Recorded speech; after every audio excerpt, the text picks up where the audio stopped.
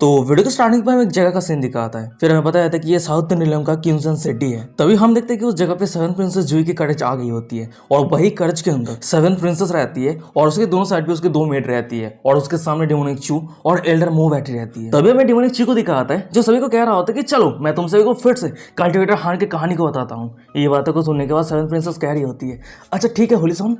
तभी डेमोनिक चू कह रहा होता है कि लेजेंड ने कहा था हान नाम का एक कल्टिवेटर था, उसके पास टेरिफाइंग टैलेंट था, पर एक दिन ऐसा कुछ हो गया जिसके कारण उसका कल्टीवेशन रुक के गया।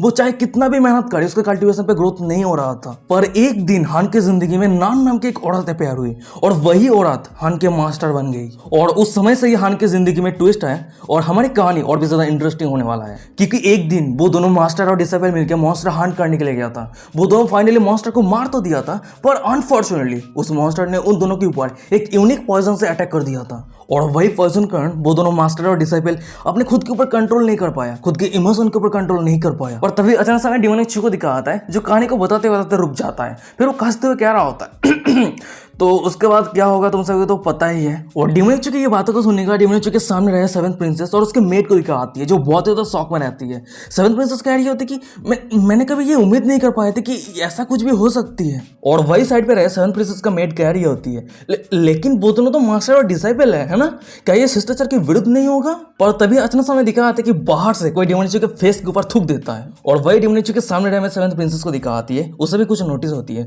फिर वो डेमोनिक चू को कह रही होती है क्या कोई बाहर से आपके फेस के ऊपर पानी फेंक रहा है। उसके बाद ही हमें डेमोनिक चू को दिखाता है जब वो पीछे मुड़कर देखते हैं उसके पीछे कोई और नई क्यूमिंग रहती है। शायद क्यूमिंग छुपके से डेमोनिक चू को फॉलो कर रही है। पर अचानक से डेमोनिक चू के मुंह से मास्टर डिसाइपल की कहानी को सुनने के बाद क्यूमिंग शायद बहुत ही ज्यादा गुस्सा हो गई है और इसी कारण डेमोनिक चू के फेस पे वो थूक दिया है। पर हमें डेमोनिक चू को दिखाता है जो बेशरम की तरह अपने रुमाल के वहां से अपने मुंह पे रहे थूक को पूछने लगता है। फिर वो सेवन प्रिंसेस को हंसते हुए कह रहा होता है हाँ शायद हो सकता है कोई गलती से मेरी तरफ पानी फेंक दिया है और ज्यादा कुछ नहीं। और भाई बाहर राय में क्यूमिंग का दिखाती है जो डेमोनिक चू की बातों को सुनने के बाद मन में कह रही होती है ये बुरे डिसाइपल कितना ज्यादा सेमलेस है। तभी सीन शिफ्ट हो जाता है। हमें कुछ मिनट के बाद का सीन दिखाता है। वहीं पर हम सेवन प्रिंसेस की करेज को देखते हैं जो कियांजोन इन पे आकर रुकती है। तभी हम देखते हैं कि उस सभी को वेलकम करने के लिए एक औरत बाहर आती है। भाई इस औरत के ड्रेस तो देख लो, सब कुछ सही है पर निचले हिस्से में ऑलमोस्ट एक्सपोज है। अगर और थोड़ा एक्सपोज रहता है ना तो हमें गुफा में खजाना देखने को मिल जाएगा। और ये बहुत ज्यादा दुख की बात है, ऑथर ने हमें ये नहीं दिखाया है। फिर हमें उस औरत को दिखाती है जो सभी को कह रही होती है यो क्योंसन इन पे आप सभी का वेलकम है,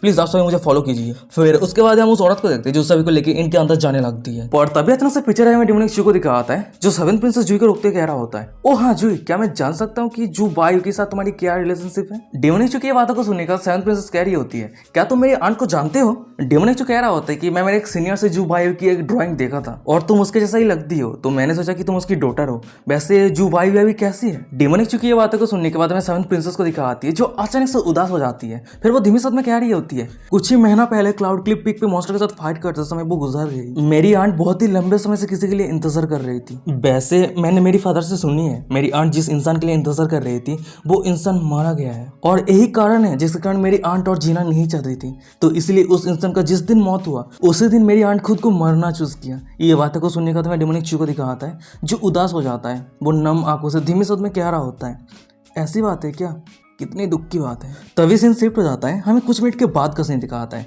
वहीं पे हम उस इन के छत के ऊपर की जगह को देखते हैं और उसी जगह पे हमें क्यूमिंग को दिखाती है जो काला हुडी पहन के खड़ी रहती है और वो इधर उधर देखते हुए मनी मन में कह रही होती है मेरी बुरी डिसाइपल इनके अंदर जाने के बाद उसका प्रेजेंस गायब कैसे हो गया। तभी हमें इनके नीचे का सीन दिखाता है। वहीं पे हम डेमोनिक चू को देखते हैं जो मास्क पहन के इनके दूसरे दरवाजे से बाहर आ गया होता है और वो इनके छत के ऊपर रहे क्यूमिंग की तरफ देखते हुए मनी मन में कह रहा होता है वैसे मास्टर भी क्या सोच रही है, क्या वो मुझे फॉलो करना चाहती है। उसके बाद हम डेमोनिक चू को देखते हैं जो एक छोटा सा स्माइल करता है। फिर वो मनी मन में कह रहा होता है ये बहुत ही बढ़िया है, मैं मेरे कॉन्सर्ट मास्क के मदद से मैं मेरे प्रेजेंस को छुपा सकता हूँ। तभी सीन शिफ्ट हो जाता है। हमें कुछ सेकंड के बाद का सीन दिखाता है। भाई हम डेमोनिक चू को देखते हैं जो एक अनजान जगह पे आ गया होता है और वो दरवाजा ओपन करते हुए एक जगह पे एंटर करने लगता है। जब वो उस रूम के अंदर एंटर करता है उस रूम के अंदर कोई नहीं रहता है, पर जब डेमोनिक चू सामने देखता है उसके सामने एक लड़की बैठी रहती है और उस लड़की की तरफ देखते हुए डेमोनिक चू कह रहा होता है 200,000 डिवाइन ग्रेड स्पिरिचुअल स्टोन। ये बातों को सुनने के बाद हमें डेमोनिक चू के सामने रहे फाइनली उस लड़की को दिखाती है। वाओ क्या सेक्सी है, क्या ब्यूटीफुल है। फिर वो डेमोनिक चू को कह रही होती है ओ अच्छा, 200,000 डिवाइन ग्रेड स्पिरिचुअल स्टोन। और उस लड़की की तरफ देखते हुए डेमोनिक मन ही मन में कह रहा होता है 200,000 divine grade spiritual stone exchange करने के लिए 200 मिलियन अपर ग्रेड स्पिरिचुअल स्टोन की जरूरत पड़ता है। फिर उसके बाद डेमोनिक उस लड़की को कह रहा होता है योतियान जी फ्लोर हमेशा की तरह हार्टलेस है। ये बातों को सुनने के बाद वो लड़की कह रही होती है हम इंटेल एब्सोल्यूट है। और वैसे भी क्या तुम्हें पता है योतियान जी को देखने के लिए कितने लोग आता है। तभी डेमोनिक कह रहा होता है कि 300 ड्रॉप 10,000 यार इस टेक्निक को यूज करके मैं डील को कंटिन्यू रखना चाहता हूँ। वही पे डेमोनिक मन ही मन में कह रहा होता है कि किस्मत से वांगिया सीरियल पे मैंने स्टैकले को इकट्ठा किया था, अब वो ये काम पे आ रहा है। और अचानक से हमें उस लड़की को दिखा आती है जो डेमोनिक की ये बातों को सुनने के बाद वो अपनी जगह से उठ जाती है। फिर वो सीधा डेमोनिक के सामने आ जाती है और वो डेमोनिक के हाथ को पकड़ने के बाद कह रही होती है नहीं 400 ड्रॉप चाहिए, क्योंकि तेंजी फ्लोर कभी भी बार्गेनिंग नहीं करती है। ये बातों को सुनने के बाद हमें डेमोनिक को दिखा आता है। फिर वो अपने पास से 400 ड्रॉप स्टैक लेकर निकाल लिया होता है। फिर वो उस लड़की को कह रहा होता है अच्छा ठीक है रख लो। और डेमोनिक की ये बातों को सुनने के बाद हमें उस लड़की को दिखाती है जो खुश हो जाती है। फिर वो डेमोनिक के हाथ से उस स्टैक को लेते हुए उस ढक्कन को ओपन कर दिया होता है और वो सूंघते हुए कह रही होती है बुरा नहीं है, वैसे क्या तुम्हें और कोई दूसरा जानकारी चाहिए। ये बातों को सुनने का डेमोनिक कह रहा होता है नहीं, पर खुद मेरे पास सेल करने के लिए एक जानकारी है, क्या तुम इसको लेके इंटरेस्टेड हो। ये बातों को सुनने के बाद वो लड़की कह रही होती है बताओ डिटेल्स में क्या है। डेमोनिक कह रहा होता है एम्परर या हुआ डिवाइन टेक्स्ट कहाँ पे है उसका लोकेशन मैं जानता हूँ। ये बातों को सुनने के बाद मैं उस लड़की को दिखाती है जो अचानक से सीरियस हो जाती है। फिर वो कह रही थी कि क्या सच में। डेमोनिक कह रहा होता है अगर तुम्हें ये झूठ लग रही है तो तुम तुम्हारे इंटेलिजेंस नेटवर्क के मदद से ये वेरीफाई कर सकती हो। ओ हाँ, मैं तुम्हें एम्परर या डिवाइन टेस्ट के लोकेशन शेयर कर दूंगा, पर उसके बदले में तुम्हें मुझे लाइफ फ्रूट और फिजिक्स परमिशन का ट्रेजर देनी होगी। और हाँ, ये सब कुछ चारों टाइप के होना चाहिए। और जब तुम ये सब कुछ प्रिपेयर कर लोगी तो हम एक दूसरे की चीजों को एक्सचेंज कर सकते हैं। ये बातों को सुनने का उस लड़की को दिखाती है जो डेमोनिक के करीब जाते हुए कह रही होती है अच्छा ठीक है तुम्हें जो ट्रेजर चाहिए वो मैं कलेक्ट कर लूंगी, पर हम नेक्स्ट ट्रेड कहाँ पे करने वाले हैं। डेमोनिक कह रहा होता है कि सेंजियांग सिटी। ये बातों को सुनने के बाद वो लड़की कह रही होती है अच्छा ठीक है कोई दिक्कत नहीं है। तभी सीन शिफ्ट हो जाता है, हमें कुछ मिनट के बाद का सीन दिखाता है। भाई हम डेमोनिक को देखते हैं जो कियांजोन इन पे वापस आ गया होता है। फिर उसके बाद वो अपने चिकन के साइड पे बैठ गया होता है। वैसे गाइस देख के नहीं लग रहा है कि ये चिकन थोड़ा इवॉल्व हो गया है। वैसे तभी हमें डेमोनिक को दिखाता है जो ऊपर देखते हुए किसी को कह रहा होता है मास्टर क्या आप छत पे खड़े खड़े थक नहीं गए, जल्दी से नीचे आ जाइए। और डेमोनिक की ये बातों को सुनने के बाद हमें छत के ऊपर रहे क्यूमिंग को दिखा आती है जो थोड़ा शॉक हो जाती है। फिर वो मन में कह रही होती है ये बुरे डिसेबल कब यहाँ पे आ गया। फिर वो नीचे उतारती है, उसके बाद वो सीधा डेमोनिक के पास चली जाती है। फिर वो कह रही होती है तो तुम्हें कैसे पता कि मैं यहाँ पे हूँ। डेमोनिक कह रहा होता है क्योंकि कई महीनों तक मैं आपके बॉडी के फ्रेग्रेंस को स्मेल कर सकता हूँ।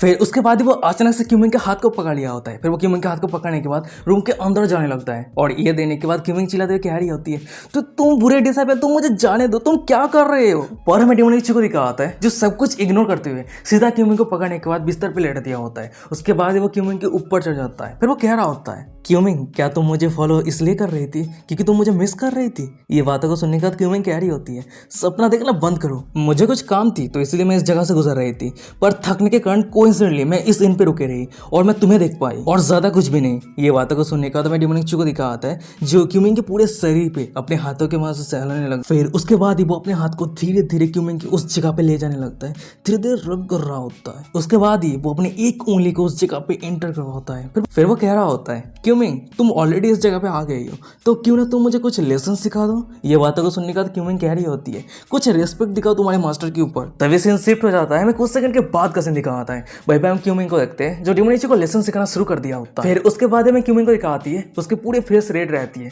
उसकी फेशियल एक्सप्रेशन बहुत ही ज्यादा सेक्सी रहती है। उसके साथ ही साथ उसके मुंह से जो आवाज निकाल रही होती है वो तो और भी ज्यादा सेक्सी है। और तभी अचानक से क्यूमिंग अपनी कांपती आवाज में डेमोनिक को कह रही होती है तो तुम बुरे डिसाइपल क्या तुम भी मुझे कुछ लेसन दे सकते हो। और क्यूमिंग के मुंह से ये बातों को सुनने के बाद हमें डेमोनिक को दिखाता है जो बहुत ही ज्यादा शॉक हो जाता है। फिर वो कह रहा था कि क्या।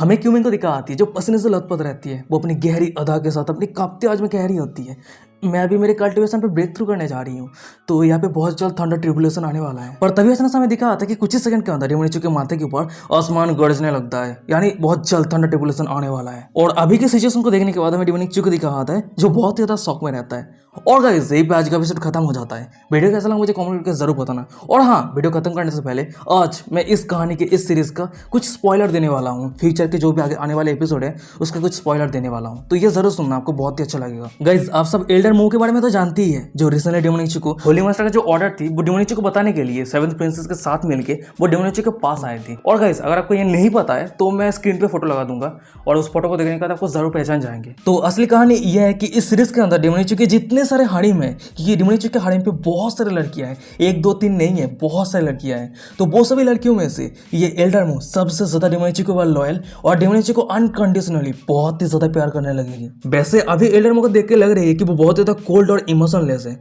पर फ्यूचर में 40 या 50 चैप्टर के बाद हमें देखने को मिल जाएगा कि एल्डरमो डिमोनिची के प्यार में गिर गई है। पर जब वो एक बार डिमोनिची के प्यार में गिर जाएगी, उसका इमोशन टोटली चेंज हो जाएगी, उसके फेशियल एक्सप्रेशन चेंज हो जाएगी। एल्डरमो एक ऐसी औरत है कि उसे फर्क ही नहीं पड़ता कि डिमोनिची कितने सारे लड़कियों के साथ रिश्ता रखता है और कितने सारे लड़कियों को शादी किया है, पर उसे एक चीज जरूर फर्क पड़ती है कि डिमोनिची उसे प्यार कर रही है या नहीं, क्योंकि वो डिमोनिची से प्यार के अलावा और कुछ नहीं चाहती है। वैसे एक दिन क्या हो कि अचानक से डिमोनिची सालों के लिए, बहुत ही लंबे समय के लिए गायब हो गया और इसी कारण डिमोनिची के जितने सारे गर्लफ्रेंड और वाइफ थे उस सभी को लगने लगी थी कि डिमोनिची का मौत हो गया है, यहाँ तक कि क्यूमिंग को भी लगने लगी थी कि डिमोनिची का मौत हो गया है। पर एल्डरमो कभी भी विश्वास नहीं किया डिमोनिची का मौत हो गया है। वो हमेशा विश्वास करती थी कि डिमोनिची एक दिन जरूर लौट के आएगी और यही कारण है वो हर एक जगह पे जाके हर एक सीक्रेट लैंड के अंदर एंटर करके ट्रेजर इकट्ठा करने लगी, इस उम्मीद में जब एक दिन डिमोनिची वापस लौट के आएगा तो उसने जितने सारे ट्रेजर इकट्ठा किया है वो डिमोनिची को दे सके और डिमोनिची को खुश कर सके। पर एल्डरमो डिमोनिची के साथ रह के वो अपनी खुशी खुशी जिंदगी बिताए, वो एल्डरमो की किस्मत पे नहीं लिखी थी, क्योंकि जब वो हर दिन की तरह ही एक दिन डिमोनिची के लिए ट्रेजर इकट्ठा करने के लिए सीक्रेट लैंड के अंदर एंटर करती है,